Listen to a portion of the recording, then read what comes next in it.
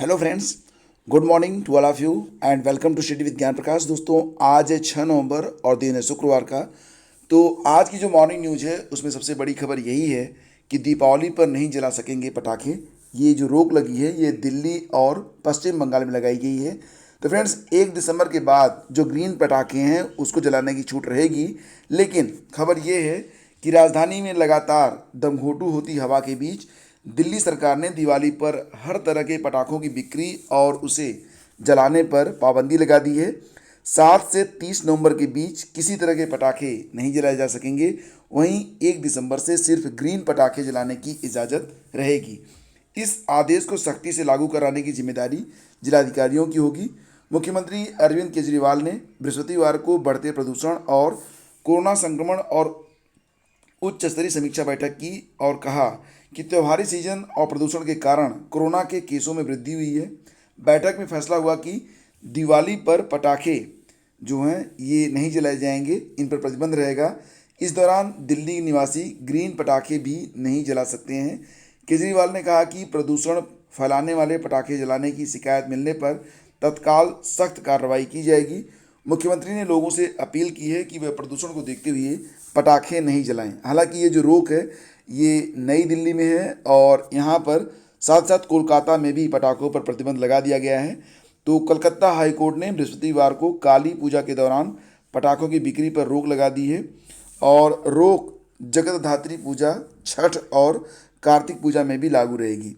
और दिल्ली एनसीआर में बढ़ते वायु प्रदूषण और बुरी तरह बिगड़ी वायु गुणवत्ता के बीच राष्ट्रीय हरित प्राधिकरण यानी कि एनजीटी ने पटाखों पर प्रतिबंध को लेकर बृहस्पतिवार को भी सुनवाई पूरी कर ली है। तो एनजीटी को इसे लेकर दिल्ली, यूपी समेत 18 राज्यों को नोटिस जारी कर चुका है। तो एनजीटी का जो फैसला है ये 9 को आएगा। तो फिलहाल दिल्ली की जो एक्यूआई है वो 450 है, नोएडा में भी यही हालत है, ग्रेटर नोएडा में 457 और भी बुरी हालत है, गाजियाबाद में 464 है।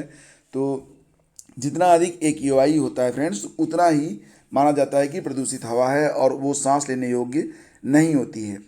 और इसी के साथ अगली खबर है कि कंटेनमेंट जोन के बाहर खुलेंगे विश्वविद्यालय और कॉलेज। यूजीसी ने दिशा निर्देश जारी कर दिए हैं, लेकिन ये भी है कि कोई संक्रमित मिलता है तो ये जो संस्थान है वो दोबारा से बंद हो जाएंगे। बहुत ज़रूरी होगा तो ऐसी स्थिति में ही हॉस्टलों को खोला जाएगा। कमरों में एक से अधिक छात्रों के रहने की अनुमति नहीं होगी और बहुत ज़रूरी होने पर ही हॉस्टल में छात्र को रुकने की अनुमति दी जाएगी। दिवाली और क्रिसमस की छुट्टियों में भी कटौती रहेगी। मौजूदा जो शैक्षणिक सत्र है उसके चलते अकादमिक कैलेंडर में दिवाली, क्रिसमस और नए साल की छुट्टियां भी कम होंगी। कॉलेज हफ्ते में 5 के बजाय 6 दिन कक्षा लगा सकते हैं। संस्थान पढ़ाई को लेकर बदलाव कर सकते हैं। और जो मुख्य खबर है वो ये है कि कंटेनमेंट जोन के बाहर विश्वविद्यालय, कॉलेज अब खुल सकेंगे।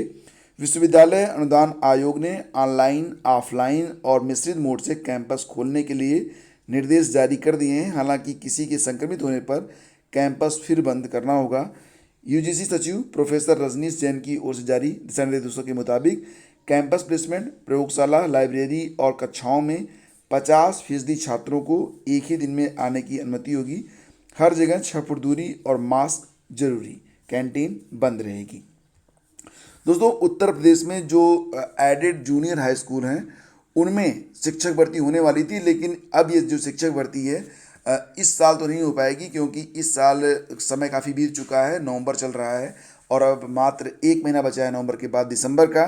फिलहाल परीक्षा के स्वरूप को लेकर स्थिति साफ न होने पर ये बड़ा डिसीजन लिया गया है कि एडेड स्कूलों में शिक्षकों की भर्ती अब आयोग करेगा। तो फ्रेंड्स, यहाँ पर इस वर्ष भर्ती के लिए लिखित परीक्षा की संभावना अब बहुत कम है। 3000 एडेड स्कूलों में 3500 से ज़्यादा शिक्षकों के पद रिक्त हैं। हालांकि जो एग्जैक्ट फिगर है वो तो तब मालूम होगा जब नोटिफिकेशन जारी होगा, लेकिन फिलहाल ये माना जा रहा है कि 3500 से 4500 के बीच में शिक्षकों की संख्या रह सकती है। तो खबर ये है कि सहायता प्राप्त जूनियर विद्यालयों में अध्यापकों की भर्ती के लिए लिखित परीक्षा इस वर्ष होने की संभावना कम है और इस साल जो है परीक्षा का जो जिम्मा है वो बदल दिया गया है। पहले इस परीक्षा का जो जिम्मा था वो परीक्षा नियामक प्राधिकारी को सौंपा गया था, लेकिन अब जो है निर्णय बदल दिया गया है। यानी कि अब ये है कि ये जो परीक्षा होगी उसे उत्तर प्रदेश शिक्षा सेवा चयन आयोग कराएगा। ठीक है, पीएनपी ने करवा के उत्तर प्रदेश शिक्षा सेवा चयन आयोग करवाएगा। प्रदेश के लगभग 3000 एडेड स्कूलों में 3500 से ज़्यादा शिक्षकों के पद रिक्त हैं। हालांकि इंतजार तो बहुत सारे अभ्यर्थियों को बहुत लंबे समय से है और बहुत सारे अभ्यर्थी इसकी तैयारी भी कर रहे हैं। पिछले वर्ष ये फैसला लिया गया था कि इस परीक्षा को पीएनपी यानी कि परीक्षा नियामक प्राधिकरण करवाएगा। पीएनपी परिषदीय स्कूलों में होने वाली सहायक अध्यापक भर्ती की लिखित परीक्षा 2 बार से करवा रहा है। लिहाजा सहायता प्राप्त स्कूलों के लिए भी भर्ती का जिम्मा पीएनपी को सौंपा गया था, लेकिन परीक्षा के स्वरूप पर स्पष्ट अभिमत न मिलने के कारण पीएनपी ये परीक्षा अभी तक नहीं करवा पाया। दरअसल जूनियर हाई स्कूल में विषयवार शिक्षक रखे जाते हैं, तो वहीं रिक्त पद स्कूलवार होते हैं। ऐसे में परीक्षा स्वरूप को लेकर शासन का अभिमत मांगा गया था कि जैसे कि अलग अलग जो सब्जेक्ट हैं उसके लिए अलग अलग जो शिक्षक होंगे उनकी नियुक्ति के लिए किस प्रकार से जो सिलेबस है वो रखा जाए, किस प्रकार से नियुक्ति की जाए। तो इसी वजह से ये जो परीक्षा है, और बीच में जानते हैं एक बड़ा वजह तो ये भी रहा कि पेंडेमिक की वजह से, कोरोना की वजह से भी संस्थाएं जो थी वो काम नहीं कर रही थी, तो डिले तो इस वजह से भी हुआ है। फिलहाल अच्छी बात यह है कि अगले वर्ष उम्मीद करते हैं कि अगले वर्ष मार्च तक ये परीक्षा करवा ली जाएगी। लंबे समय से इस प्रकार की जो भर्तियां थी उस पर रोक लगी थी। एडेड स्कूलों में 2015 से भर्तियों पर रोक लगी थी। बीच में कुछ समय के लिए भर्तियां खोली गई, लेकिन फिर रोक लगा दी। शासन को शिकायतें मिली कि प्रबंध तंत्र ने मिली भगत से भर्तियां की हैं। 2015 के बाद नियुक्त शिक्षकों की रिपोर्ट भी अलग से तैयार की जा रही है। अभी तक प्रबंध तंत्र साक्षात्कार करके बीएसए के अनुमोदन से नियुक्तियां करते थे, जिससे चयन में जमकर गड़बड़ियां होती रहीं। यही कारण रहा कि बीते वर्ष राज्य सरकार इस भर्ती की कमान खुद संभाल ली और लिखित परीक्षा को चयन का पैमाना बनाया गया। हालांकि अभी तक मतलब ये तो हो गया कि ये जो भर्तियां होंगी अब लिखित होंगी, गवर्नमेंट खुद भर्ती करेगी, लेकिन इस पर अभी कोई विशेष उन्नति नहीं हुई है। अभी कोई विशेष जो है इस पर प्रोग्रेस देखने को नहीं मिला है। फिलहाल देखते हैं कि ये जो परीक्षा है वो कब तक होती है। ठीक है, और दोस्तों यहाँ पर देखिए, जो लोग इस बार यूपी, टीजीटी और पीजीटी में कंप्यूटर शिक्षक की वैकेंसी आएगी इस बात का इंतजार कर रहे थे, तो इस बार के विज्ञापन में कंप्यूटर शिक्षकों का पद नहीं है। तो इसके लिए प्रदेश के जो सहायता प्राप्त माध्यमिक विद्यालयों में कंप्यूटर शिक्षकों के पद सृजित कर चयन बोर्ड से भर्ती कराने की मांग को लेकर मुख्यमंत्री को ज्ञापन भेजा गया है, जिसमें तमाम अभ्यर्थियों ने जो है अपना नाम दिया है। अनिल सिंह ने कहा कि यूपी बोर्ड में 2000 से ही कंप्यूटर विषय पाठ्यक्रम में है, लेकिन सरकारी उपेक्षा के चलते कंप्यूटर शिक्षकों की नियुक्ति नहीं हो सकी है अभी तक। और एक छोटी सी खबर ये भी है कि 2013 में एक वैकेंसी आई थी प्रधानाचार्य की। हालांकि 2013 में कुल 599 पदों के लिए वैकेंसी आई थी, और इस पर जो अभ्यर्थी थे वो जिन्होंने इस पर अप्लाई किया था वो बिना इंटरव्यू के ही रिटायर हो रहे हैं, मतलब कि बहुत डिले हो गया। प्रधानाचार्य के लिए आवेदन करने वाले अभ्यर्थियों ने संघर्ष समिति के संयोजक के शुक्ल की अगुवाई में माध्यमिक विद्यालय में वर्ष 2011 से लंबित चयन प्रक्रिया पूरी करने, वर्ष 2013 के विज्ञापन का साक्षात्कार प्रारंभ कराने और प्रधानाचार्यों के पदों के लिए नया विज्ञापन निकालने की मांग की है। 2011 और 2013 की प्रधानाचार्य भर्ती के लिए आवेदन करने वाले बड़ी संख्या में अभ्यर्थी अपनी सेवा से रिटायर हो गए हैं। तो आप समझ सकते हैं कि बहुत लंबा समय हुआ, 2013 से 2020 आ गया, कितनी सरकारें आई और गईं, लेकिन ये जो भर्ती थी वो अभी पूरी नहीं हो सकी है।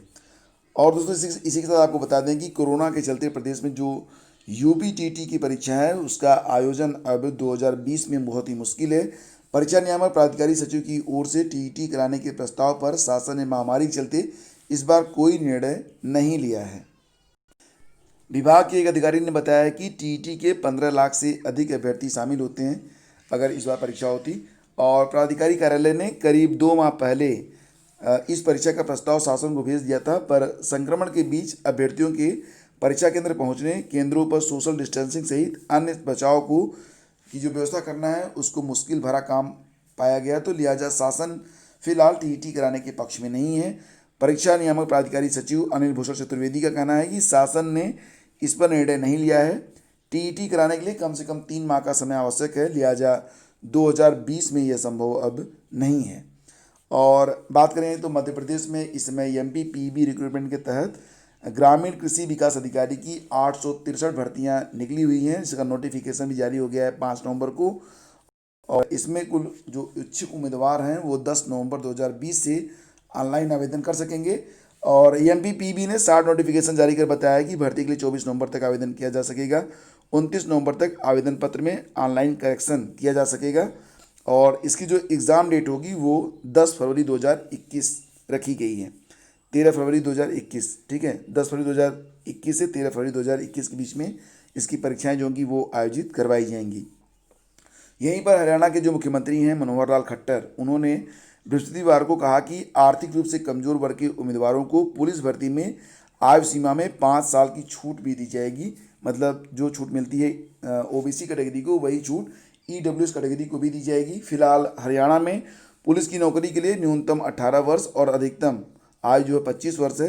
विधानसभा में यह घोषणा करते हुए खट्टर ने कहा कि राज्य सरकार ने केंद्र के पैटर्न पर आर्थिक रूप से कमजोर यानी कि ईडब्ल्यूएस के लिए सरकारी नौकरियों में 10% के आरक्षण के प्रावधान को लागू कर दिया है।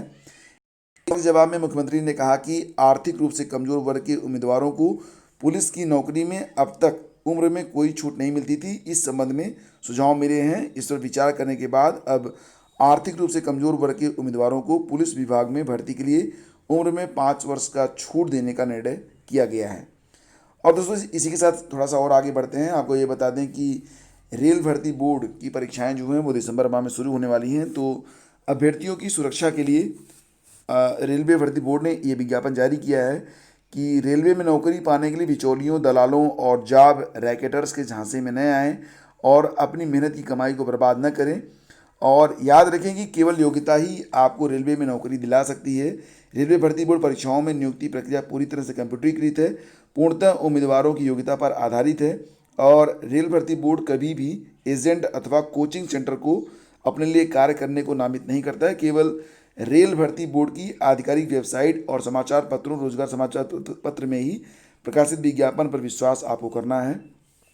दलालों और जॉब रैकेटर से सावधान रहें और ऐसे उम्मीदवार जो अनुचित कार्यों में संलिप्त पाए जाएंगे उन्हें अयोग्य घोषित कर दिया जाएगा, उनके विरुद्ध कानूनी कार्रवाई होगी। तो मतलब आपको ये बताया जा रहा है कि आपको कोई भी गलत तरीका नहीं अपनाना है और अगर कोई आपको कोई ऑफ़र देता है तो उसको एक्सेप्ट मत करिएगा, हर स्थिति में आपका ही नुकसान होगा। और फ्रेंड्स इसी के साथ आपको ये भी बता दें कि 273 अभ्यर्थियों को नियुक्ति पत्र जारी कर दिए गए हैं। बात यहाँ पर हो रही है अशासकीय महाविद्यालयों में असिस्टेंट प्रोफेसर समाजशास्त्र विषय की, जिसमें 273 पदों पर चयनित अभ्यर्थियों को नियुक्ति पत्र जारी कर दिया गया है। क्षैतिज आरक्षण के मामले में शासन की ओर से स्थिति स्पष्ट किए जाने के बाद बृहस्पतिवार को उच्च शिक्षा निदेशालय ने सभी अभ्यर्थियों को नियुक्ति पत्र जारी कर दिया। नियुक्ति के लिए इन अभ्यर्थियों की काउंसलिंग अगस्त में ही कराई जा चुकी है और इसी के साथ अब शिक्षा शास्त्र के अभ्यर्थियों को काउंसलिंग का इंतजार है। और फ्रेंड्स फिलहाल एक खबर और भी कि उत्तर प्रदेश लोक सेवा आयोग ने सहायक अभियोजन अधिकारी यानी कि एपीओ 2018 की मुख्य परीक्षा का परिणाम गुरुवार को जारी कर दिया है। आयोग ने 54 अभ्यर्थियों को साक्षात्कार के लिए औपबंधिक रूप से सफल घोषित किया है।